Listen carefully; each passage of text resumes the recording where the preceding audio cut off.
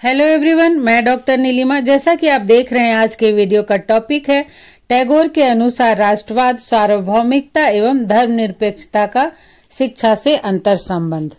इसमें सबसे पहले हम राष्ट्रवाद, सार्वभौमिकता और धर्मनिरपेक्षता की अवधारणा को समझेंगे, फिर टैगोर के विचारों को जानेंगे। तो आइए शुरुआत करते हैं। तो सबसे पहले हम समझते हैं राष्ट्रवाद क्या है। तो राष्ट्रवाद राष्ट्र से प्रेम की भावना है, राष्ट्रीयता की भावना है। यह एक विचारधारा है जो राष्ट्र के प्रति वफादारी, समर्पण, निष्ठा एवं त्याग पर बल देती है तथा लोगों में हम की भावना का विकास करके राष्ट्र हित को सर्वोपरि बनाती है। जैसे जब हमारा देश गुलाम था, तब देश के लोग राष्ट्रीयता की भावना से ही प्रेरित होकर एकजुट हुए और अपने व्यक्तिगत हित का उन्होंने त्याग किया, राष्ट्र हित को सर्वोपरि समझा और संगठित होकर एकजुट होकर अंग्रेजों के खिलाफ स्वतंत्रता की लड़ाई लड़ी।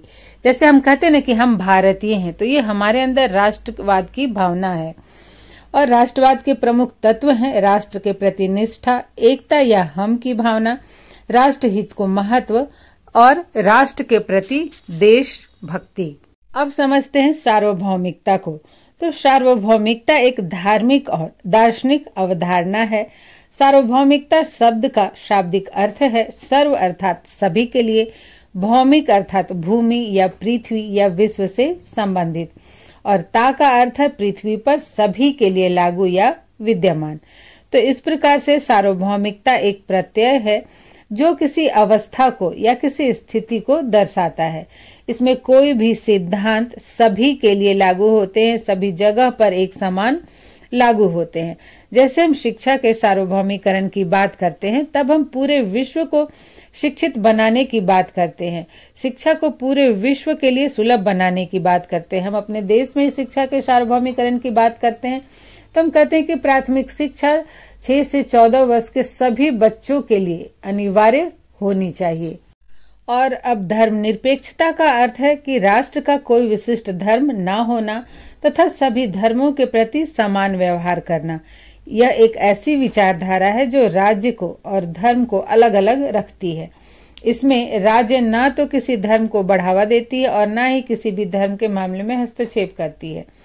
और ये जो धर्मनिरपेक्षता है, यह लोकतांत्रिक शासन व्यवस्था का एक प्रमुख आदर्श है। या हम कह सकते हैं कि लोकतांत्रिक मूल्य है। जैसे हमारे भारत देश में लोकतांत्रिक शासन व्यवस्था है और यहाँ पर कोई भी राज्य धर्म नहीं है। यहाँ सभी धर्मों को समान माना जाता है तथा राज्य किसी भी धर्म के धार्मिक मामलों में हस्तक्षेप नहीं करता है, न ही किसी विशेष धर्म को संरक्षण प्रदान करता है, बल्कि देश के सभी व्यक्तियों को किसी भी धर्म को मानने, उसके अनुसार आचरण करने, धर्म का प्रचार प्रसार करने, धार्मिक संस्थाओं की स्थापना करने, धार्मिक प्रबंध करने तथा अपने धार्मिक संस्थाओं में धार्मिक शिक्षा देने की भी स्वतंत्रता देता है। टैगोर के विचार जानने से पहले हम संक्षिप्त में उनके बारे में जानते हैं। तो इनका जन्म कोलकाता के सुसंस्कृत, समृद्ध और प्रतिष्ठित परिवार में मई 1861 में हुआ था। ये बहुमुखी प्रतिभा के व्यक्ति थे। साहित्य के क्षेत्र में भी इनका योगदान अद्वितीय है और शिक्षा के क्षेत्र में भी इन्होंने अद्वितीय योगदान दिया। ये महान शिक्षा शास्त्री भी थे। इन्होंने अपने शैक्षिक विचारों को मूर्त रूप देने के लिए कलकत्ता के निकट बोलपुर में शांति निकेतन की स्थापना की, जो अब विश्व भारती विश्वविद्यालय के नाम से जाना जाता है। यहाँ पर देश विदेश के छात्र शिक्षा ग्रहण करने आते हैं। टैगोर ने जो भी शैक्षिक चिंतन या विचार दिए, विचार प्रस्तुत किए, वो आज भी भारतीय शिक्षा में स्पष्ट रूप से दिखाई देता है। अब हम राष्ट्रवाद के संबंध में टैगोर के विचारों को देखते हैं। तो टैगोर शिक्षा द्वारा छात्रों में राष्ट्रीयता की भावना का विकास करना चाहते थे, किंतु इन्होंने संकीर्ण राष्ट्रवाद की आलोचना की। जैसे हम बोलते हैं ना, हम भारतीय हैं या फिर हम किसी देश के हैं, तो इस बात की इन्होंने आलोचना की, क्योंकि संकीर्ण राष्ट्रीयता मनुष्य के उत्थान में बाधक हो सकती है।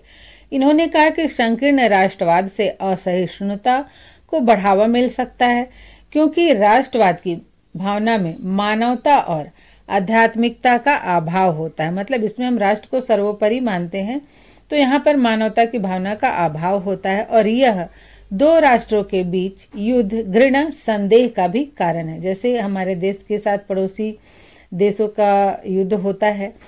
शिक्षा के द्वारा इन भावनाओं को दूर करने का प्रयास करना चाहिए। इन्होंने कहा कि शिक्षा को संकीर्ण राष्ट्रवादी सीमाओं से आगे बढ़ना चाहिए तथा सार्वभौमिक मानवीय मूल्य को बढ़ावा देना चाहिए। राष्ट्रवाद के प्रति इनके विचारों को कुछ बिंदुओं के माध्यम से समझते हैं। सबसे पहले है सामाजिक समानता की स्थापना। तो टैगोर ने कहा कि शिक्षा छात्रों में राष्ट्र प्रेम अर्थात राष्ट्रवाद की भावना का विकास करती है, किंतु उनका इस संबंध में दृष्टिकोण व्यापक होना चाहिए। राष्ट्रीयता की भावना द्वारा सामाजिक असमानताओं को दूर करके सामाजिक समानता की स्थापना करने का प्रयास करना चाहिए। मतलब राष्ट्रहित की तो बात करें ही, लेकिन सामाजिक असमानता को भी ध्यान में रखें और सामाजिक असमानताओं को दूर करने का प्रयास करें। नेक्स्ट है शिक्षा का राष्ट्रीय स्वरूप। तो टैगोर ने इस बात पर जोर दिया था कि शिक्षा का स्वरूप राष्ट्रीय ही होना चाहिए तथा भारतीय समाज और संस्कृति पर आधारित होना चाहिए। इसमें भारत के अतीत और भविष्य का भी ध्यान रखा जाना चाहिए। मतलब शिक्षा के द्वारा भारत के गौरवमयी अतीत का भी ज्ञान छात्रों को कराना चाहिए। नेक्स्ट है राष्ट्र की भाषाओं को महत्व। तो टैगोर के अनुसार भाषा किसी राष्ट्र की पहचान होती है तथा यह राष्ट्रवाद का एक महत्वपूर्ण तत्व भी है। राष्ट्र को अपनी मातृभाषा के माध्यम से ही शिक्षा प्रदान करनी चाहिए। इन्होंने कहा कि विदेशी भाषा से शाश्वत मूल्यों को नहीं प्राप्त किया जा सकता, किंतु इसका मतलब ये नहीं है कि ये अंग्रेजी के विरोधी थे या विदेशी भाषाओं का विरोध करते थे, बल्कि इन्होंने इनको पूरक भाषा का स्थान दिया। शांति निकेतन में विद्यालय स्तर की शिक्षा का माध्यम मातृभाषा बांग्ला ही है, लेकिन देश विदेशी भाषाओं का भी ज्ञान दिया जाता है। आज देखिए हमारे देश के राज्यों में उनकी मातृभाषा में ही शिक्षा दी जाती है। हिंदी और अंग्रेजी भाषा का भी ज्ञान दिया जाता है। इसके पश्चात है अंतर्राष्ट्रीय सद्भावना की स्थापना। तो टैगोर न सिर्फ राष्ट्र के कल्याण की बल्कि विश्व के कल्याण की बात करते थे। इसलिए इन्होंने कहा कि राष्ट्रीयता की भावना संकीर्ण नहीं होनी चाहिए। ये शिक्षा द्वारा छात्रों में राष्ट्रीयता की भावना का विकास तो करना चाहते थे, किंतु इन्होंने अंतर्राष्ट्रीय सद्भाव को भी महत्व दिया तथा प्राचीन भारतीय आदर्श वसुधैव कुटुंबकम को अंतर्राष्ट्रीय सद्भाव के रूप में प्रस्तुत किया। टैगोर के अनुसार सर्वोच्च शिक्षा वह है जो हमारे जीवन और समस्त सृष्टि के बीच समरसता स्थापित करती है। अब हम देखते हैं कि शिक्षा एवं सार्वभौमिकता के बारे में टैगोर के क्या विचार थे। तो टैगोर सार्वभौमिकता की विचारधारा से ही प्रेरित थे। टैगोर चाहते थे कि शिक्षा के द्वारा बालक को अंतर्राष्ट्रीय समाज के बंधन में बांधा जाए, जिससे वह अंतर्राष्ट्रीय समाज के विकास हेतु प्रयास करे। मतलब अपने राष्ट्र और समाज के विकास का प्रयास तो करे ही, लेकिन वह अंतर्राष्ट्रीय समाज के विकास के लिए भी प्रयत्नशील रहे। टैगोर छात्रों में व्यापक दृष्टिकोण का विकास करना चाहते थे, जिससे उनमें मैं की बजाय हम की भावना का विकास हो। वे स्वयं को ब्रह्मांड का सदस्य समझे। उन्होंने स्वयं भारतीय भाषा साहित्य का अंग्रेजी में अनुवाद करके उसे विश्वव्यापी बनाया। शिक्षा में विभिन्नताओं के बावजूद एकीकरण को महत्व दिया और कहा कि व्यक्ति के जीवन का उद्देश्य सत्य की खोज करना है। उन्होंने शांति निकेतन की शिक्षा को अंतर्राष्ट्रीय स्वरूप प्रदान किया। तो इस तरह से वो सार्वभौमिकता के पक्षधर थे। इसे भी कुछ बिंदुओं के माध्यम से समझते हैं। सबसे पहले अंतर्राष्ट्रीय या सार्वभौमिक दृष्टिकोण का विकास। टैगोर के अनुसार शिक्षा मानव के मस्तिष्क को सार्वभौमिक बनाती है। जो पढ़ा लिखा व्यक्ति होता है उसका सोच ब्रॉड होता है। विभिन्न प्रकार से देश विदेश की सभ्यता, संस्कृति इत्यादि के ज्ञान द्वारा बालक में अंतर्राष्ट्रीय दृष्टिकोण का विकास करती है। होता है ना कि आप जैसे जैसे पढ़ते जाते हैं, बढ़ते जाते हैं, तो आपका दृष्टिकोण और व्यापक होता जाता है। उनके द्वारा स्थापित विश्व भारती आज अंतर्राष्ट्रीय ख्याति प्राप्त शैक्षणिक संस्थान है, जहां देश विदेश की भाषा, साहित्य, संस्कृति, कला, नृत्य, संगीत इत्यादि की शिक्षा दी जाती है। नेक्स्ट है मानवता का विकास। तो टैगोर के अनुसार शिक्षा ऐसी होनी चाहिए जो संकीर्णता और संघर्ष के बजाय विश्व के सभी लोगों के बीच प्रेम, शांति और सहयोग को बढ़ावा दे। उनके द्वारा स्थापित शांति निकेतन में इसी प्रकार की व्यवस्था थी, जिससे देश विदेश की विचारधारा धाराशायी हो गई। मतलब ये मेरा देश, वो विदेश, ये विचारधारा धाराशायी हो गई और इस विचारधारा ने स्थान लिया कि सब कुछ मानव मात्र का है और मानव के लिए है।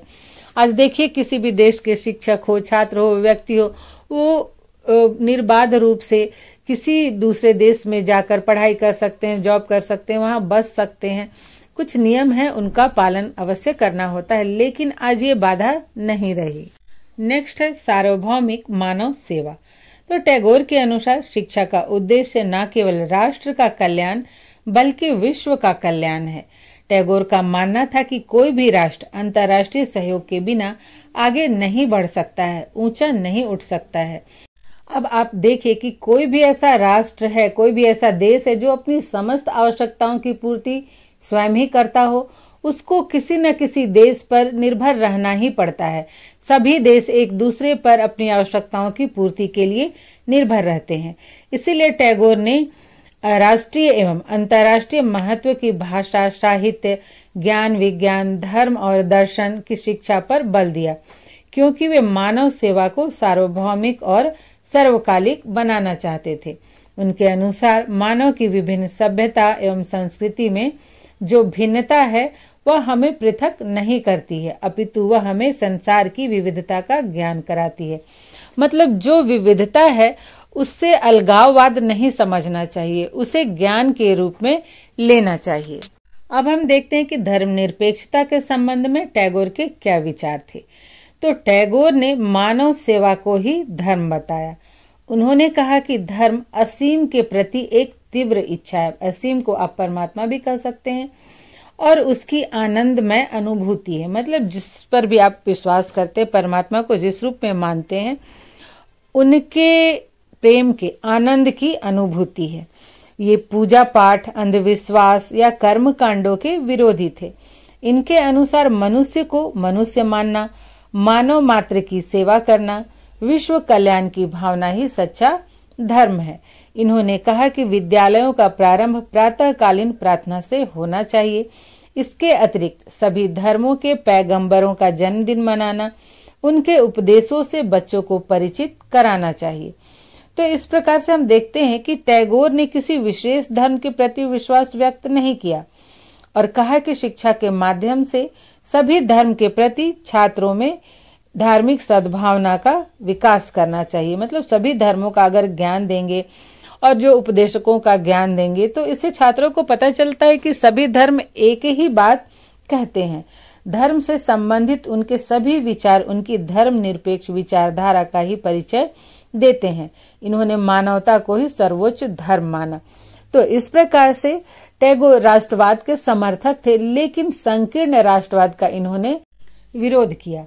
उसी प्रकार से ये मनुष्य को सार्वभौमिक बनाना चाहते थे। इनके अनुसार जो भी ज्ञान है, संस्कृति है, कला, नृत्य, संगीत, वो सब सार्वभौमिक हो, सबके लिए हो, मानव मात्र के लिए हो। धर्मनिरपेक्षता के संबंध में भी इन्होंने धर्म के मुख्य बातों को, उपदेशों का ज्ञान छात्रों को देने के लिए कहा और जो पैगंबर हैं उनके विषय में छात्रों को बताने के लिए कहा, जिससे छात्र सभी धर्मों के मुख्य तत्वों को जाने, समझे और उनमें धार्मिक सद्भावना का विकास हो, वे सभी धर्मों का आदर करें। तो आशा करती हूँ ये वीडियो आपके लिए हेल्पफुल होगा। आज यहीं तक, मिलते हैं नेक्स्ट वीडियो में।